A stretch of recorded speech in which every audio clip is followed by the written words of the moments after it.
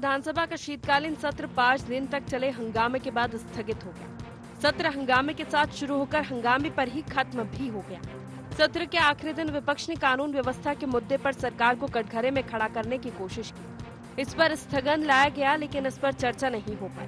विपक्ष का स्थगन प्रस्ताव खारिज कर दिया गया। इस पर विपक्ष ने सरकार को घेरा तो सत्ता पक्ष ने भी विधायक उत्तरी जांगड़े और कांग्रेस के दूसरे नेताओं के भड़काऊ बयान का हवाला देकर पलटवार करने में कोई कोर कसर बकाया नहीं रखी।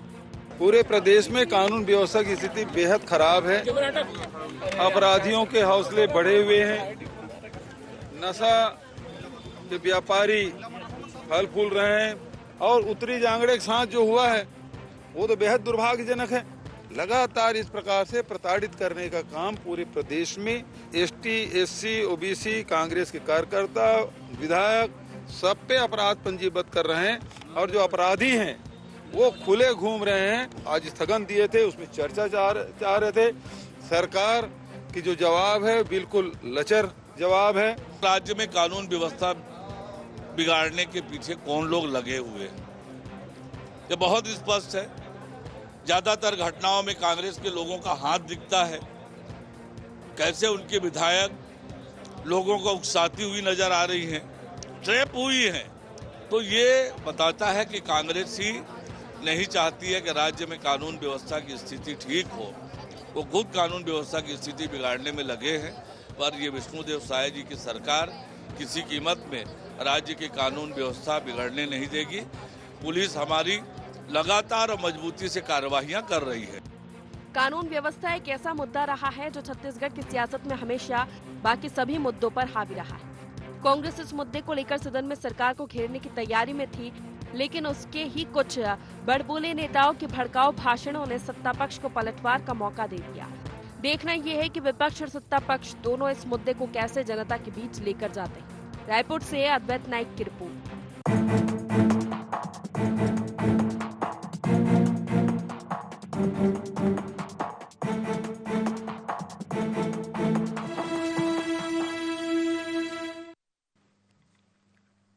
नमस्कार, गुवाहाटी छत्तीसगढ़ देख रहे हैं आप और मैं हूं आपके साथ खुशी व्यास। तो देखिए, हत्या, लूट, डकैती, नक्सलाइट, जिलावार घटना से जुड़े हर प्रकरण की गूंज इस बार छत्तीसगढ़ विधानसभा के शीतकालीन सत्र में सुनाई दी है।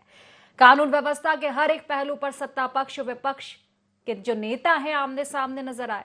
इस सघन चर्चा के दौरान विपक्ष ने जमकर नारेबाजी की, वहीं सत्ता पक्ष ने तंज कसते हुए विपक्ष के नेता राहुल गांधी का धक्का कांड का जिक्र कर दिया।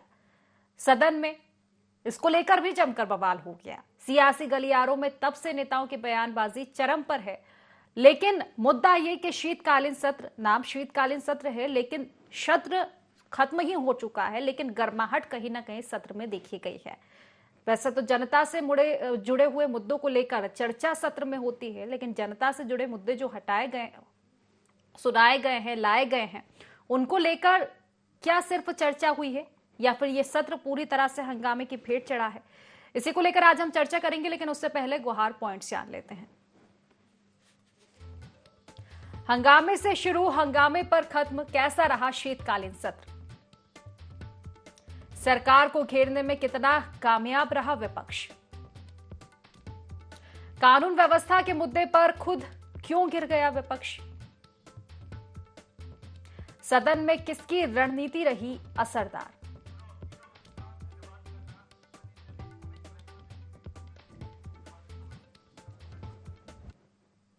नमस्कार। तो इन्हीं सब सवालों के साथ एक बार फिर से चर्चा की शुरुआत में लौटेंगे। चर्चा की शुरुआत से पहले खास मेहमान हमारे साथ जुड़ चुके हैं, आपका परिचय करवा देती हूँ। हमारे साथ बीजेपी से प्रवक्ता के.एस. चौहान जी जुड़ चुके हैं, कांग्रेस से अजय गंगवानी जी हमारे साथ जुड़ चुके हैं और वरिष्ठ पत्रकार मनीष वोरा जी भी हमारे साथ जुड़ चुके हैं। आप तीनों मेहमानों का बहुत बहुत स्वागत है इस चर्चा में। और अजय जी, चर्चा की शुरुआत आपसे ही करना चाहूंगी कि शीतकालीन सत्र में चर्चाएं हो इतनी गर्म, हंगामे से शुरू और हंगामे पर खत्म।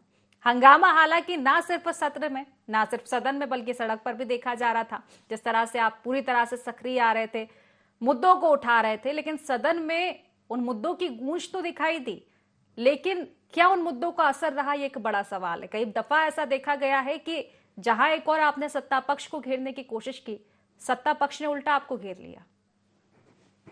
देखिए खुशी, महत्वपूर्ण बात है कि देश के लोकतंत्र के मंदिर में विपक्ष का एक नैतिक दायित्व है कि आम जनता से जुड़े मुद्दों को पूरी दमदारी से उठाएं और सत्ता पक्ष को घेरने का प्रयास करें। हमने ये जो कहीं ना कहीं बहुत छोटा सत्र था, हम लगातार इस बात की मांग करते रहे कि आप सत्र थोड़ा सा ज्यादा बड़ा रखिए ताकि ज्यादा से ज्यादा मुद्दों पे चर्चा हो सके। लेकिन कहीं ना कहीं यहाँ की शायद सरकार, भारतीय जनता पार्टी के नेता विधायक घबराए हुए थे, तो जानबूझकर छोटा सत्र रखा गया। लेकिन महत्वपूर्ण बात है कि भारतीय जनता पार्टी का एक मूल चरित्र है, कानून और संविधान पर इनको कभी भरोसा नहीं रहा। ये पारदर्शिता से और चर्चा से हमेशा भागते रहे। ये चरित्र यहाँ की शायद सरकार का नहीं है खुशी जी, ये चरित्र केंद्र की मोदी सरकार का है, क्योंकि दोनों जगह सत्र चालू है तो हम लगातार दोनों की कार्रवाई देख रहे हैं। दूसरी महत्वपूर्ण बात है, आपके चैनल में मैं अरुण साहू जी का बयान सुन रहा था कि भैया सब कुछ ठीक है, हम कार्रवाई कर रहे हैं। मैं आपको कुछ आंकड़े दे रहा हूँ खुशी जी। महत्वपूर्ण बात यह है कि शायद सरकार के एक साल में लगभग 600 से अधिक हत्याएं, 3094 से अधिक महिलाओं के साथ अनाचार, रायपुर राजधानी में 5-5 गोलीकांड, लगातार यहाँ पे डकैती, अपहरण और चाकूबाजी हो रही है।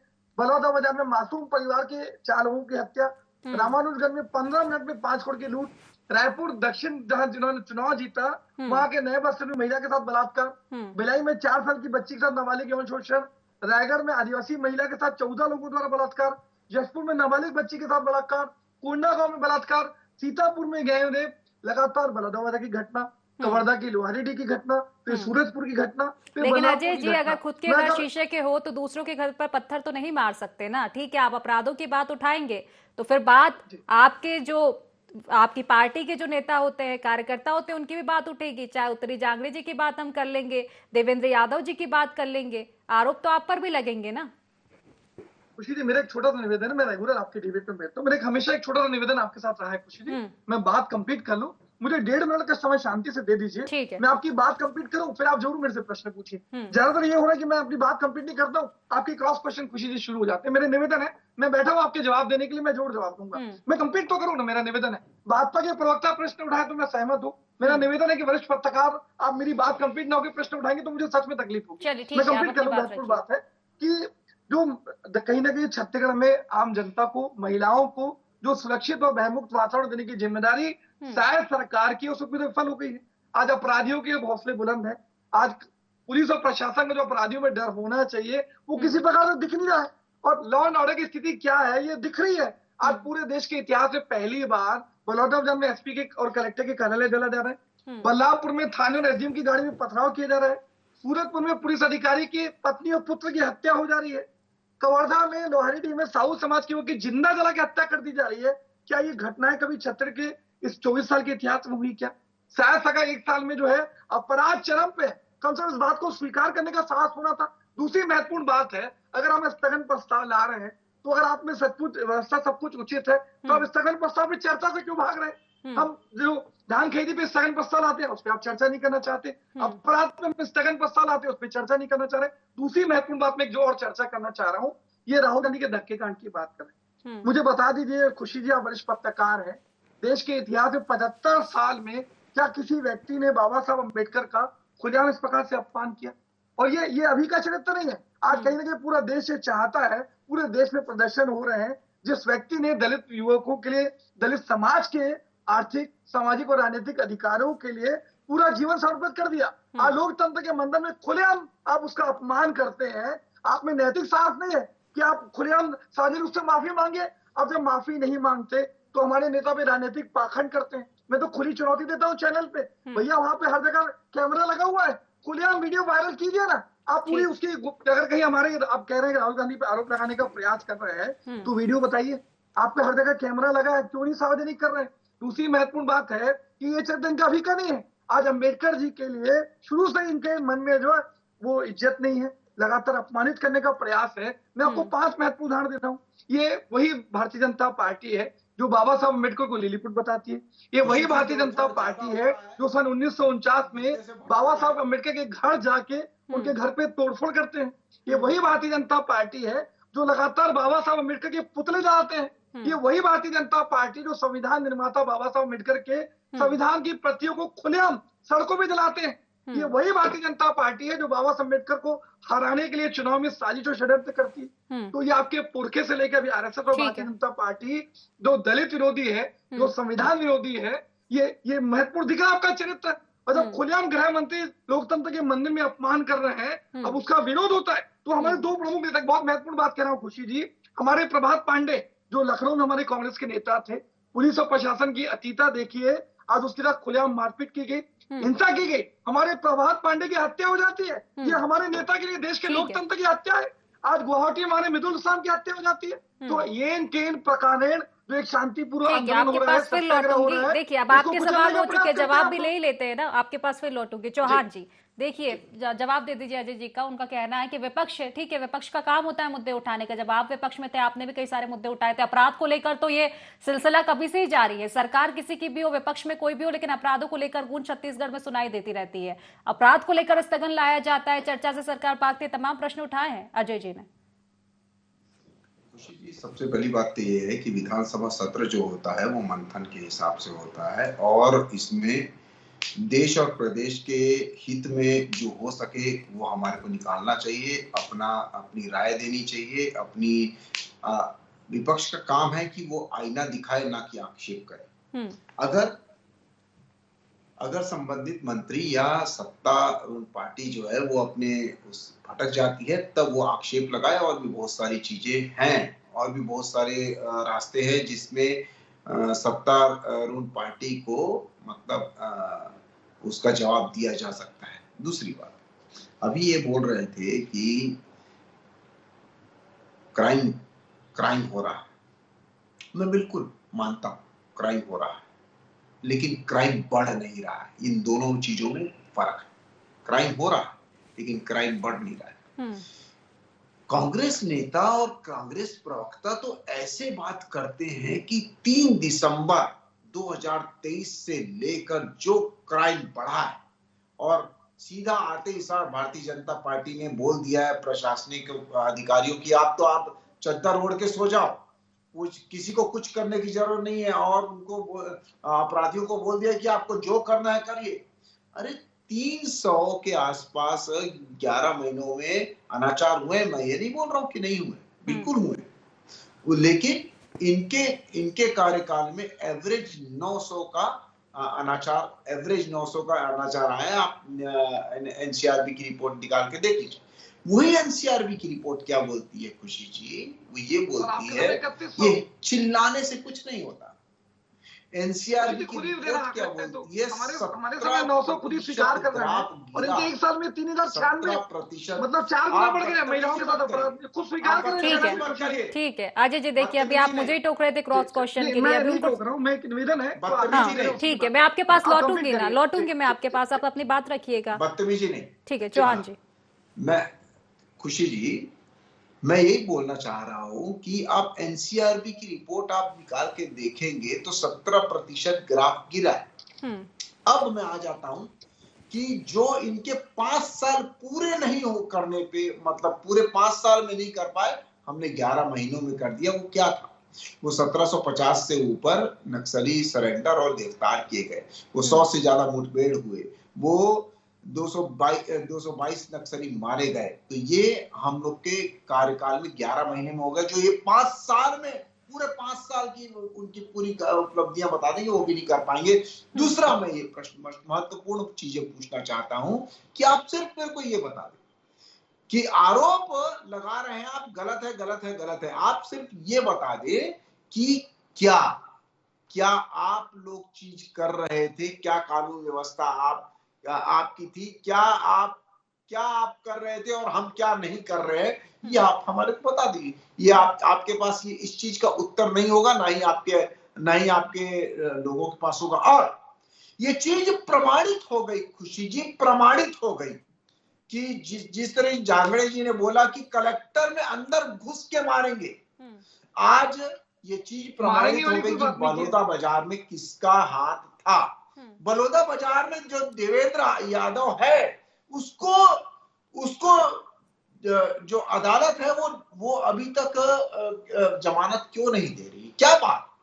उसमें तो भारतीय जनता पार्टी कुछ नहीं कर सकती ना, उसमें तो कुछ नहीं करती। या कानून तो कानून के हिसाब से चलेगा, या तो साथी प्रवक्ता ऐसा बोल दे कि नहीं, जो न्यायालय है वो देवेंद्र यादव जी का, लेकिन उसके अलावा भी तो घटनाएं हुई है ना केस चौहान जी। इस बात पर तो नहीं ढोल सकते कि विपक्ष भड़का रहा है। ठीक है, अगर मान भी लेते हैं कुछ घटनाओं में भड़का रहा है तो बाकी ठीक है, आप जिस तरह से ग्राफ एक बता रहे हैं, अपराधों को लेकर ग्राफ बता रहे हैं, लेकिन विपक्ष का फिर भी कहना है कि आपके फाइलों में गांव का मौसम गुलाबी है, लेकिन ये आंकड़े झूठे, दावे किताबी, ये तमाम तरह की बातें की जाती है कि जमीनी हकीकत क्यों नहीं नजर आती। खुशी जी, ठीक है खुशी जी, आंकड़े कैसे गलत हो जाएंगे, क्या झूठ हो जाएंगे? झूठ बोलना बहुत आसान है कि आंकड़े झूठे हैं या नहीं है, ये बोलना बहुत आसान है, लेकिन आप बताइए कि कहां आंकड़े गलत है और अपने आंकड़े लेके बैठना चाहिए था, जो कि अभी साथी प्रवक्ता ने खुद बोला। मेरे को समझ इस महीने इस साल 300 से ऊपर अनाचार हुए, लेकिन आपके उसमें 900 से ऊपर अनाचार हो रहे थे रोजाना 3। वो क्या है आंकड़े? वो आंकड़े नहीं है। दूसरी बात, आप मुझे सिर्फ ये बता दीजिए कि कौन सा ऐसा देश है, प्रदेश है, जिला है, ऐसा कौन सा कस्बा है जहां पर अपराध नहीं होते? मैं ये नहीं बोलता हूं कि अपराध जो हो रहे वो होने दिया जाए, 17% तो हो गया, भारतीय जनता पार्टी का काम खत्म हुआ नहीं हुआ है काम खत्म, अभी और काम करना बाकी है और जड़ से। चलिए ठीक है, तमाम जवाब लूंगी मैं अजय जी लौटूंगी। उसके पहले देखिए आपकी क्योंकि चर्चाएं काफी लंबी हो रही, क्रॉस आप करने नहीं दे रहे क्वेश्चन में को, और क्योंकि समय फिर कम रह जाएगा, मनीष जी से प्रतिक्रिया ले लेते हूँ पहले, फिर आपके पास लौटूंगी। मनीष जी देखिए, शीतकालीन सत्र, नाम शीतकालीन है लेकिन कुछ भी शीत जैसा दिखाई नहीं दिया। अगर युद्ध भी हुआ है तो गरमाया हुआ है, पक्ष विपक्ष जिस तरह से हमने देखे हैं, ठीक है। अगर देखा जाए तो विधानसभा का जो सत्र होता है जनता के मुद्दों पर मंथन के लिए होता है, और वो डिपेंड करता है कि इस मंथन से अमृत निकलेगा कि विष निकलेगा। तमाम आपने 5 दिनों का ये सत्र देखा है, सबसे पहले यही जानना चाहूंगी किस तरह का विश्लेषण आप देना चाहेंगे इसको लेकर।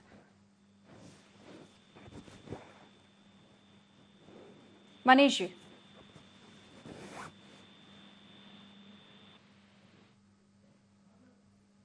मनीष जी, आवाज मिल पा रही है आप तक? जी मिल रही है। देखिए, विधानसभा का जो सत्र होता है वो सत्र, आपने जैसा कि कहा, मैं आपकी बात से पूरी तरह सहमत हूँ कि वैचारिक मंथन का एक केंद्र है जहाँ पर आम जनता की जो तकलीफें होती हैं, जो समस्याएं होती है, उनको रखने का एक मंच है। लेकिन इसमें जो जिम्मेदारी होती है, मुझे लगता है सत्ता पक्ष और विपक्ष दोनों की महती जिम्मेदारी बनती है कि दोनों को इस बात का ध्यान रखना चाहिए कि हम जो समय मिल रहा है, एक तो सबसे बड़ी चीज ये हो गई कि आजकल विधानसभा के सत्र या लोकसभा के सत्र इतने छोटे कर दिए जा रहे हैं कि विषयों को रखने के लिए उतना समय नहीं मिल पा रहा है। उसके बावजूद भी जो विषय वहां पर आ रहे हैं उन पर चर्चा नहीं हो पा रही है। होता यह है कि जिस पर पक्ष चर्चा करना चाहता है उस पर विपक्ष जो है चर्चा करना नहीं चाहता, जब विपक्ष चर्चा करना चाहता है उस पर सत्ता पक्ष चर्चा करना नहीं चाहता। तो कुल मिलाकर के इस प्रकार की जो स्थितियां बनी हुई है, ये स्थितियां निश्चित रूप से भारतीय लोकतंत्र के लिए बड़ी चिंताजनक स्थिति है। इस प्रकार की स्थितियां नहीं बनना चाहिए। मुझे लगता है कि सब्जेक्ट जो भी आए, चाहे विपक्ष के द्वारा उठाया जाए या सत्ता पक्ष के विधायकों के द्वारा उठाया जाए, दोनों की जिम्मेदारी ये बनती है कि उस सत्र के समय में जो विषय आ रहे हैं, जनता से जुड़े हुए जो विषय हैं, जनता की समस्याओं से जुड़े हुए जो विषय हैं, उन विषयों पर सार्थक चर्चा होनी चाहिए, लेकिन वो होता नहीं है। सत्ता पक्ष जब किसी विषय पर चर्चा चाहता है तो विपक्ष जो है उसके खिलाफ कोई प्रस्ताव लाता है और सत्ता पक्ष को जो है बहिर्गमन करके चले जाता है। तो कुल मिला के होता ही है कि केवल जो औपचारिकताएं होती है वो औपचारिकताएं केवल पूरी की जाती है। अनुपूरक बजट ले आया जाता है, वो पास हो जाता है। विधायकों का, सांसदों का भत्ते का जो प्रस्ताव आता है वो सर्वसम्मति से पास हो जाता है। तो ये जो विडंबना पूरी बनी हुई है, मुझे लगता है निश्चित रूप से ये स्थितियां चिंताजनक है और इस पर गहन चिंतन करने की आवश्यकता है कि ये स्थितियां क्यों बन रही है देश के अंदर। और जो भी बातें अभी निकल करके आ रही हैं, 5 दिन का मात्र छोटा सा सत्र था। मुझे लगता है इस सत्र के अंदर में मुझे नहीं लगता कि एक दिन भी कभी भी जनता के किसी विषय पर चर्चा की हुई होगी। हाँ, केवल एक विषय पर सर्वसम्मति बनी, वो अपने भत्ते बढ़ाने के लिए जो प्रस्ताव आया उसको सर्वसम्मति से पास कर दिया गया। जनता के हित से जुड़ा हुआ कोई भी मुद्दा यदि आया हो उस पर या तो कहीं विपक्ष ने अड़ंगा डाला या फिर सत्ता पक्ष ने अड़ंगा डाल दिया। तो कुल मिलाकर के ये स्थितियां निश्चित रूप से चिंताजनक है। और मुझे लगता है कि कानून व्यवस्था को लेकर के भी जो लगातार बातें उठ रही है, तो मुझे लगता है दोनों ही दल इसमें किसी भी रूप से जो है पाक साफ नजर नहीं आते। क्योंकि क्राइम रिकॉर्ड के, एनसीआरबी के रिकॉर्ड को लेकर के मैं देख रहा था, भाजपा के प्रवक्ता कह रहे थे और कांग्रेस के प्रवक्ता बड़ी लंबी लिस्ट गिना रहे थे। तो जिनके घर शीशे के होते हैं, मुझे लगता है उनको दूसरों के घरों में पत्थर नहीं मारना चाहिए। कांग्रेस के शासनकाल में भी इतना ही क्राइम था और यही स्थिति थी, और वो भी एनसीआरबी के रिकॉर्ड बताते थे कि देखिए एनसीआरबी का रिकॉर्ड बता रहा है कि यहाँ पर इतना % ग्राफ कम हुआ है, लेकिन अपराधों की संख्या वैसी की वैसी ही रहती है। तो इन चीजों को गंभीरता से विचार करने की आवश्यकता है। और और सत्र जो होता है, सत्र के दरमियान जो वैचारिक मंथन होता है, मुझे लगता है वो होना चाहिए, न कि आप वहां पर हंगामा करें और हंगामा करके सत्र को जो है हंगामे की भेंट चढ़ा दें। निश्चित ही अगर मुद्दा जनता का है तो सामंजस्य जनप्रतिनिधियों में देखने को मिलना चाहिए, विपक्ष हो या सत्ता पक्ष हो। अजय जी देखिए, आप ही के पास लौटूंगी। बात आप कर रहे थे तमाम चीजों को लेकर, कानून व्यवस्था को लेकर देख लिया, फिर इस सत्र में पूरा ऑल ओवर हम देखेंगे। ठीक है, आपने मुद्दे उठाए हैं, लेकिन इसके साथ ही सवाल भी उठते हैं ना आप पर। आप अपराधों की बात करते हैं, लेकिन देवेंद्र यादव, उत्तरी जांगड़े जी के प्रश्न चिन्ह पर आप कहीं ना कहीं चुप्पी साध लेते हैं। नक्सलवाद की घटना को लेकर जब सवाल उठाते हैं आप, तो नहीं लगता कि ये जवानों के कॉन्फिडेंस पे भी तो असर डालेगी ना ये तमाम चीजें? नहीं लगता कि सिर्फ विपक्ष सियासत के लिए नहीं होना चाहिए, एक सामंजस्य भी बनाना चाहिए? बहुत अच्छा प्रश्न आपका खुशी जी। देखिए 3 से 4 बिंदु पे मैं जवाब दे रहा हूँ। सबसे महत्वपूर्ण आपने एक प्रश्न उठाया, भाई हमको नक्सलवाद से निपटने के लिए अगर राज्य सरकार एक ठोस रणनीति बनाए, एक नियत नीति मंशा दिखाए, तो हम सरकार के साथ हैं। अभी मेरे मित्र एक बात कह रहे थे कि जो कांग्रेस नहीं कर पाई वो हमने कर दिखाया, तो बात सच है। मैं आपको 3 उदाहरण दे देता हूँ। आज इन्हीं के कैलाश नाग की इनके नक्सली हत्या कर देते हैं, इन्हीं के नेता तिरुपति कटला की, इन्हीं के नेता कोमल मांझी की हत्या इनके नक्सली कर देते हैं, और अपने अपने नेताओं की सुरक्षा नहीं कर पा रही है। ये हम नहीं कर पाए, सच बात है। दूसरी बात है कि आप पीडिया में, आज कांकेर के पास में आज लगातार जो फर्जी मुठभेड़ हो रही है, हमें आपत्ति उस बात पे। तीसरी महत्वपूर्ण बात, आज मनीष वोरा जी वरिष्ठ पत्रकार, उन्होंने बहुत अच्छी बात कही कि भैया सदन में चर्चा होनी चाहिए, पारदर्शिता होना चाहिए, आम जनता के मुद्दों में चर्चा होके किसी निर्णय तक पहुंचना चाहिए। बहुत आप वरिष्ठ पत्रकार है मनीष जी, मैं एक्सपर्ट उससे कह रहा हूँ, आज कोई निर्णय कौन लेगा? विधानसभा के अध्यक्ष कौन है? रमन सिंह जी। अगर हम कोई मुद्दा उठा रहे हैं तो 2 ऑप्शन है, स्थगन प्रस्ताव ला रहे हैं तो आप चर्चा करने का मौका दीजिए। अगर चर्चा के बाद कोई निर्णय तक पहुंच रहा है तो उसको लागू करने की जिम्मेदारी। यहाँ मैं रोकना चाहूंगी, एक मिनट के लिए रोकना चाहूंगी अजय जी। ठीक है, आप चर्चा की बात कर रहे हैं, सत्ता पक्ष की बात कर रहे हैं, सामंजस्य बनाइए, जवाब दीजिए, लेकिन इस पर भी तो देखिए ना, नक्सलवाद को लेकर सवाल आपकी रणनीति पर नहीं होते, आपकी जांच पर होते हैं। जांच कीजिए, फर्जी मुठभेड़ें हो रही है, आप रणनीति की बात कर रहे हैं तो ऐड कीजिए, अपने जो विचार है वो उनको बताइए ताकि वो अपनी रणनीति में ऐड करें। दूसरी बात, अपराधों को लेकर अभी तक भी स्पष्ट जवाब क्यों नहीं मिल पाते जब आपके नेता भड़काऊ बयान देते हैं? खुशी जी बहुत अच्छा कि भड़काऊ, आप वरिष्ठ पत्रकार हैं, आपने सनम जागड़े का बयान सुना है? मैं आपको खुले रूप से चैनल पे बोल रहा हूँ, क्या जो बलौदा बाजार की घटना थी, इनके जिलाध्यक्ष सनम जांगड़े, सुना है मैंने, कलेक्ट्रेट के बाहर से नहीं आना है, अंदर जाना है। मेरे को बोलने दीजिए खुशी जी। ठीक है, बोलिए। आपने मुझसे सवाल किया था, आपने सुना है तो मैंने बता दिया, मैंने सुना। बोलिए अब आप जवाब दे दीजिए। आपने सुना है सनम जांगड़े का बयान? आपने उनका भाषण सुना है?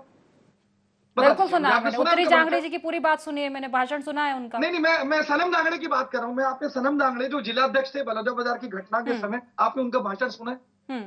मैं पूछ रहा हूँ आपसे, आप बताइए। जी बिल्कुल सुना है, आपने सुना उनका बयान?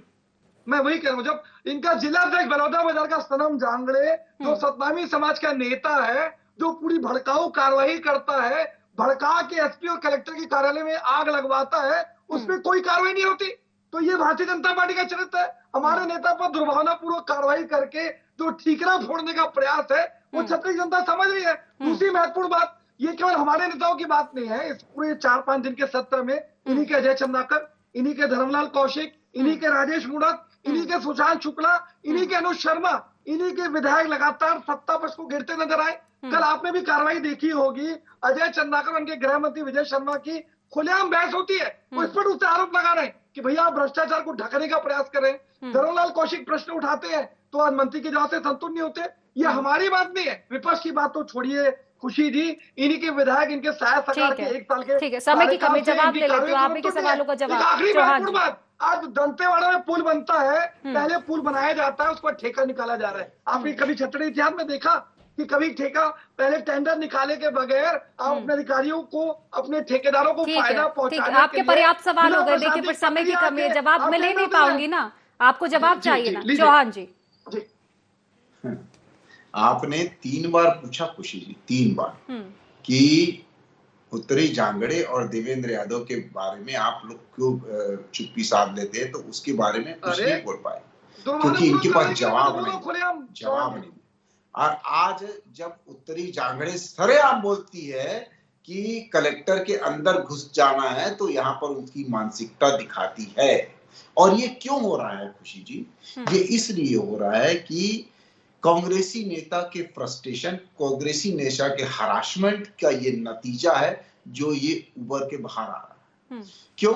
क्योंकि 11 महीने में जनता ने जवाब दिया है। सिर्फ भारतीय जनता पार्टी ने नहीं, जनता ने 11 महीनों में इनको 3 बार जवाब दे दिया है। अभी चौथी बार ये लोग तैयार रहे। 3 बार जवाब दे दिया है जनता ने। तो इसका फ्रस्ट्रेशन है, और इसका फ्रस्ट्रेशन कभी उत्तरी जांगड़े जी के मुख से निकलता है, कभी और दूसरे कांग्रेसी नेताओं से मुंह से निकलता है, कभी आप क्या सिर्फ बहस के लिए उठा रहे हैं चौहान जी ये मुद्दा? उत्तरी जांगड़े जी की बात आप करते हैं, ठीक है, 5-6 दिन हो गए इसको लेकर बस बहस ही हो रही है। स्टैंड लीजिए ना, सरकार है आपकी, स्टैंड लीजिए। कुछ मैं क्या बोल रहा हूं? स्पष्टीकरण ना उनकी तरफ से होता है। अजय जी भी आपके भाषण गिना रहे हैं, अजय जी के बीजेपी ने दिए थे भाषण, तो कंपटीशन थोड़ी ना चल रहा है भड़काऊ भाषण का। इसका असर तो जनता पर होगा। नहीं, सुनिए, एक तरफ तो ये कानून को खुद हाथ में लाते हैं, कानून को तोड़ते हैं, और ऊपर से कानून की बात भी करते हैं। चलिए ठीक है, मक्कारी आप ठीक है। चर्चा देखिए, मुद्दा इतना बड़ा है, पूरे सदन की कार्रवाई को लेकर मुद्दा इतना बड़ा है कि मुझे लगता है चर्चा के लिए काफी समय की जरूरत है। फिलहाल क्योंकि समय की कमी, इसलिए चर्चा को समाप्त करना पड़ेगा। आप तीनों मेहमानों को बहुत बहुत शुक्रिया इस चर्चा में जुड़ने के लिए। तो देखिए, सदन की जो कार्यवाहियां हैं वो समाप्त हो चुकी है। 5 दिन की एक पूरी कार्यवाही रही, लेकिन इस कार्यवाही में जनता के मुद्दे कितने उठे और उन पर कितनी सार्थक चर्चा हुई, इसको लेकर आज कहीं ना कहीं चर्चा हमने करना चाहा। लेकिन मुझे लगता है कि जितनी सार्थक चर्चा है शायद सदन में नहीं हो पाई है, उतना ही कुछ मंथन में स्पष्ट रूप से कुछ निकल नहीं पाया है। हालांकि विपक्ष के अपने तर्क हैं, सत्ता पक्ष के अपने तर्क हैं, लेकिन जनता के तर्क, क्या उनकी तरफ ध्यान दिया जा रहा है? जनता के मुद्दों पर क्या उनकी तरफ ध्यान दिया जा रहा है? ये एक बड़ा सवाल है। तो फिलहाल गुवाहाटी छत्तीसगढ़ में बस इतना ही। आप बने रहिए IND 24 के साथ। नमस्कार।